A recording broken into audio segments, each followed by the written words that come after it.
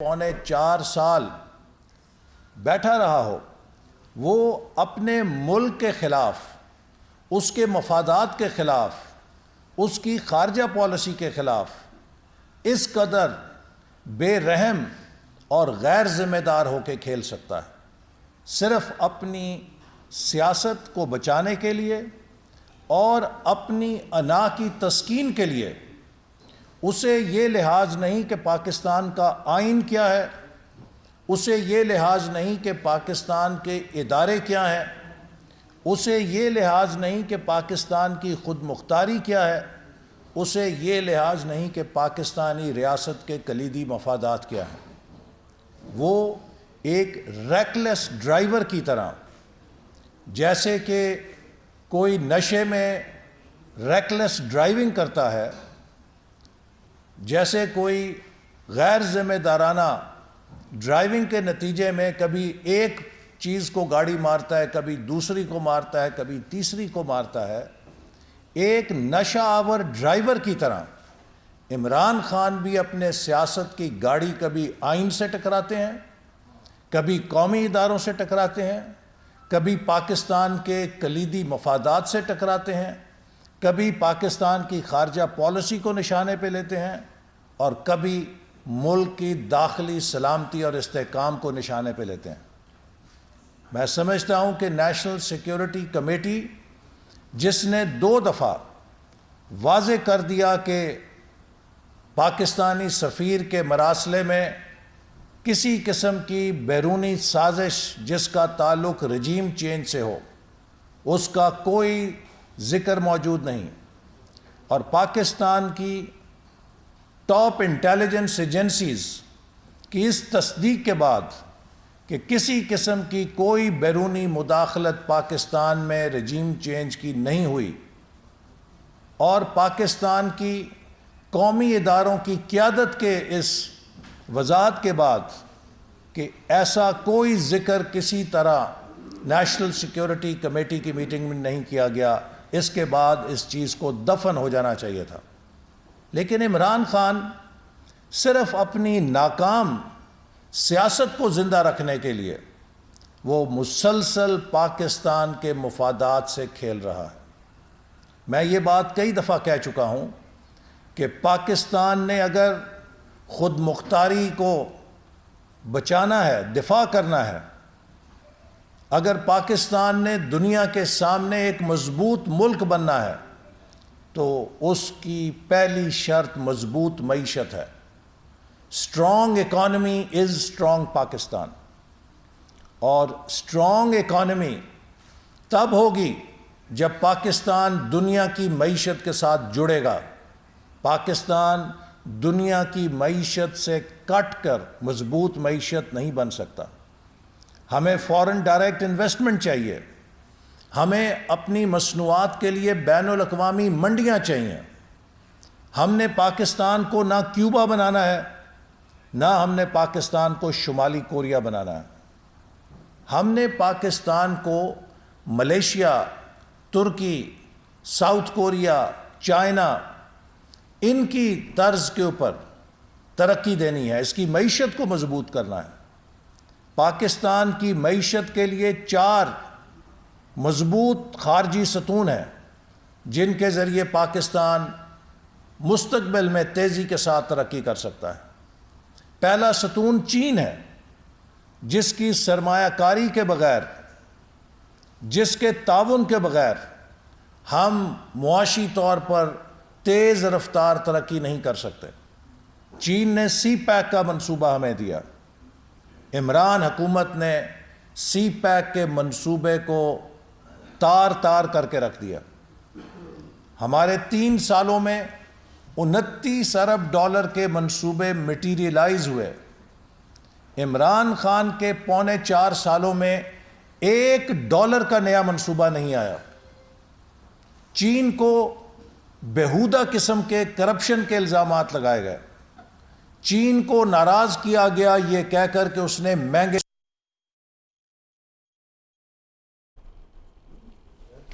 رہنما مسلم لیگ نون اور وفاقی وزیر احسن اقبال لاہور میں پریس کانفرنس کر رہے ہیں۔ ان کی جانب سے کہا گیا جو شخص 4.25 سال اقتدار میں رہا ہو وہ اپنی سیاست بچانے اور انا کی تسکین کے لیے ملک کا برا حال کر رہا ہے۔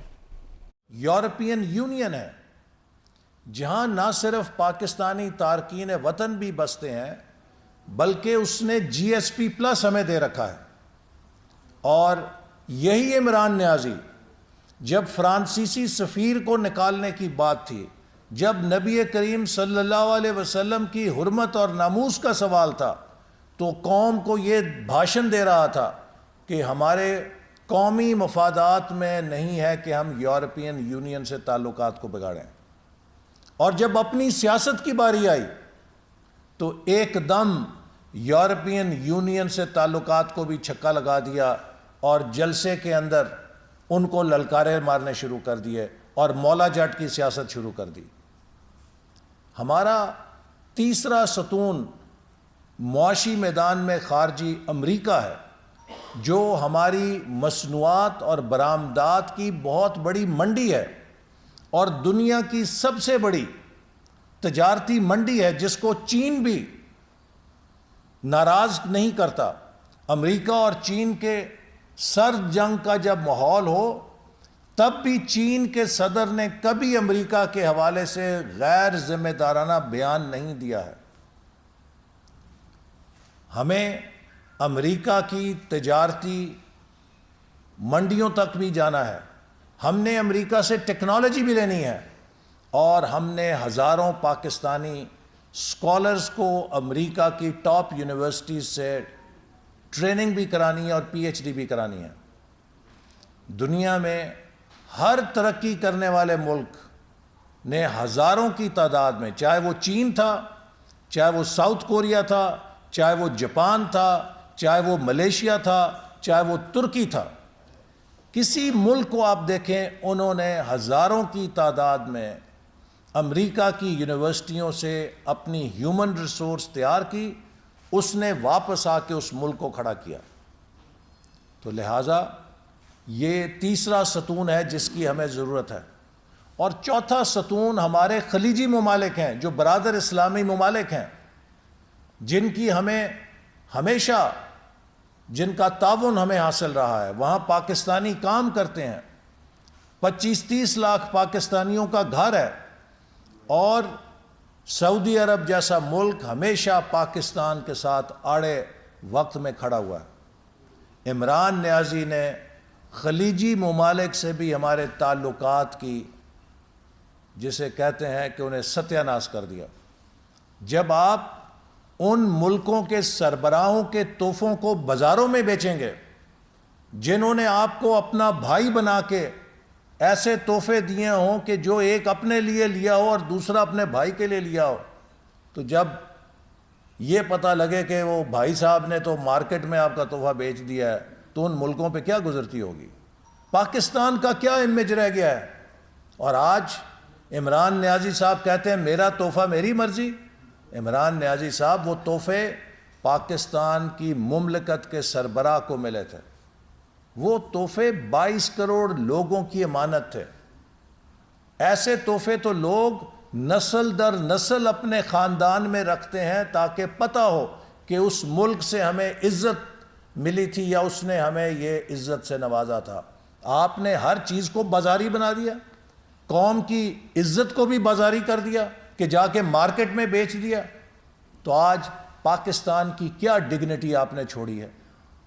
تو اس لیے ایک ایسا شخص جس نے پاکستان کے ہر معاشی مفاد کو زد ماری ہے، یہ کسی ملک دشمن کے ایجنڈے پہ چل رہا ہے کہ پاکستان کو ہر دوست یا ہر اس طاقت سے جو پاکستان کی ترقی کے لیے ضروری ہے لڑا دو اور پاکستان کو مزید تنہا کرو، اور ملک کے اندر ایک انتشار پیدا کر دو، کانسٹیٹیوشنل انارکی پیدا کر دو، سیاسی انارکی پیدا کر دو، معاشرتی انارکی پیدا کر دو۔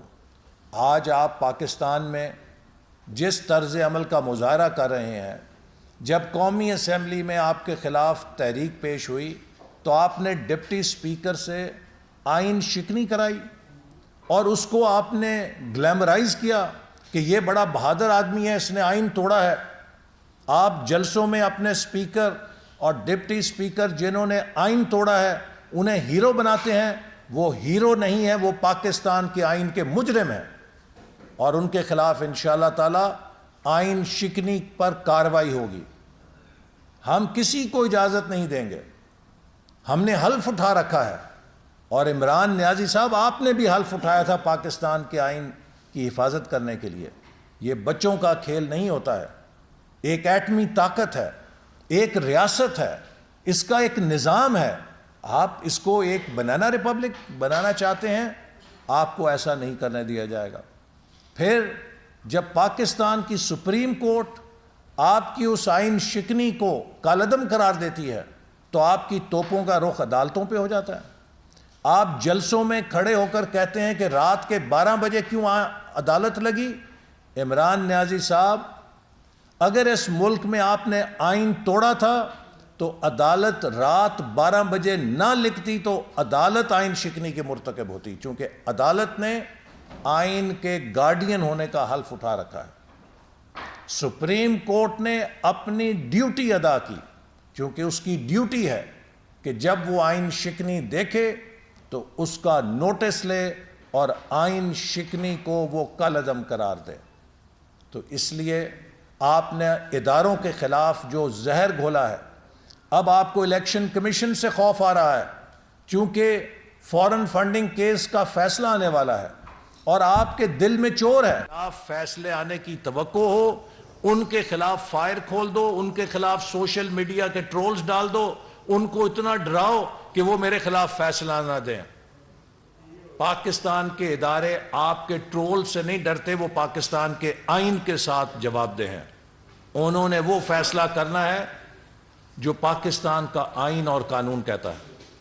اور اب پنجاب کے اندر جو آپ نے کھیل بنایا ہوا ہے کہ پاکستان کا سب سے بڑا صوبہ جس سے آپ کی پتہ نہیں کیا دشمنی ہے, سب سے پہلے 2018 میں آپ نے پنجاب کے مینڈیٹ پہ ڈاکہ مالا. آپ کو پنجاب نے مینڈیٹ نہیں دیا تھا, آپ نے وفاقی حکومت بنا کے پنجاب کا مینڈیٹ چرا کے حکومت بنائی.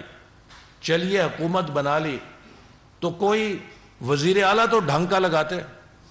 پنجاب سے آپ نے عثمان بزدار کی صورت میں نہ جانے کس چیز کا بدلہ لیا, اور پھر آپ نے پنجاب کے بلدیاتی اداروں کو 50,000 منتخب نمائندوں کو 2 سال تک انہیں برطرف کر کے غیر فعال کر دیا. اور جب سپریم کورٹ نے فیصلہ دیا ان کی بحالی کا تو 7 مہینے تک آپ نے پنجاب میں بلدیاتی ادارے بحال نہیں ہونے دیے. سپریم کورٹ کے فیصلے کو آپ پیروں تلے رونتے رہے. آپ نے سپریم کورٹ کی بدترین توہین کی. پاکستان میں کبھی سول جج یا مجسٹریٹ دفعہ 30 کے حکموں کے ساتھ یہ نہیں ہوا تھا جو آپ نے سپریم کورٹ کے حکموں کے ساتھ 7 مہینے پنجاب میں کیا.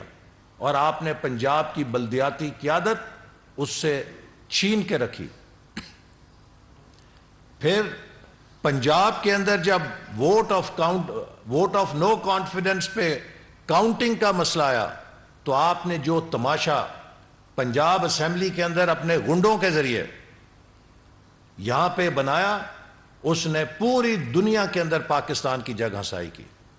اور مجھے افسوس ہے کہ چودھری پرویز الہی جن کا خاندان, جن کا ایک ماضی ہے, ان کے خود امیجز آئے کہ وہ گیلری سے اپنے غنڈوں اور بدماشوں کو اندر لا رہے ہیں کہ جو آ کے زد و کوب کریں ڈپٹی سپیکر کو اور اراکین اسمبلی کو. میں سمجھتا ہوں کہ یہ اس طرح کا مظاہرہ تو کسی بڑی نوزائیدہ جمہوریت میں بھی نہیں ہوتا.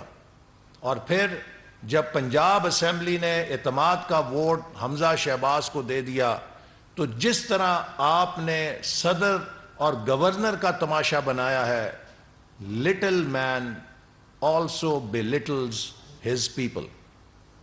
وہ لوگ جو آپ کے آئینی عہدوں پر بیٹھے ہیں, آپ اپنے جیسا انہیں بھی چھوٹا کر رہے ہیں اور ان کی حیثیت کو کمپرومائز کر رہے ہیں.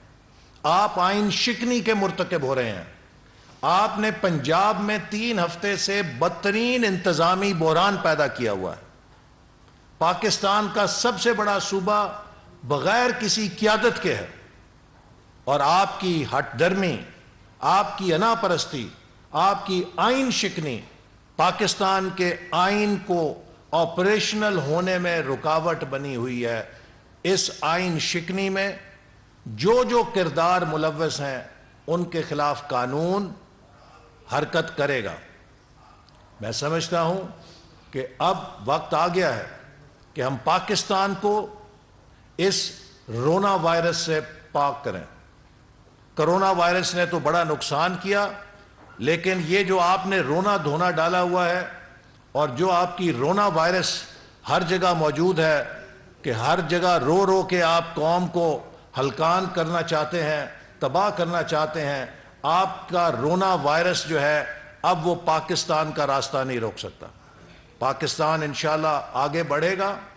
ہم آپ کی تباہ کاریوں کو سمیٹ رہے ہیں، سمیٹیں گے، اور ملک کو دوبارہ اس کی معیشت کو اور اس کے نظام کو مستحکم کریں گے.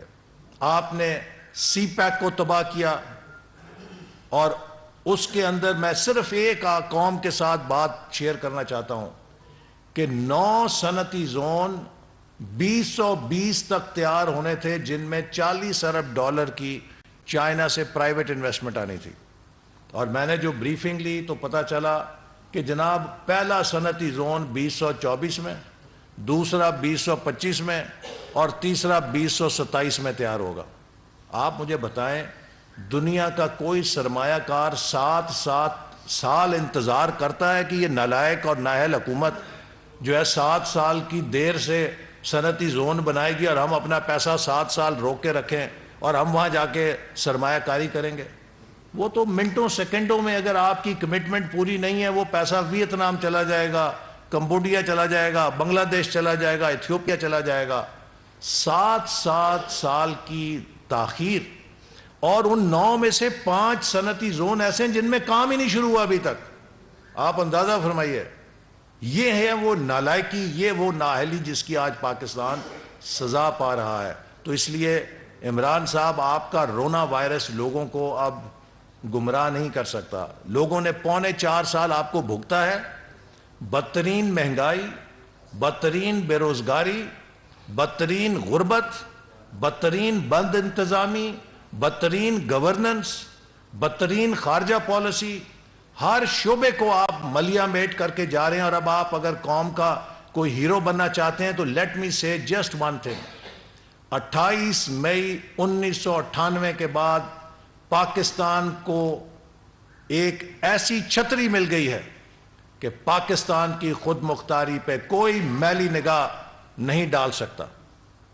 آپ جیسے نااہل اور نالائق لیڈر کی پاکستان کی خود مختاری کے دفاع کی ضرورت نہیں ہے. پاکستان کے دفاع کو اور خود مختاری کو نواز شریف جیسا بہادر لیڈر 28 مئی 1998 کو ناقابل تسخیر بنا گیا تھا. آج پاکستان کی طرف دنیا کی کوئی طاقت میلی نگاہ سے نہیں نظر ڈال سکتی. عمران نیازی جیسے نالائق اور نااہل لیڈر سے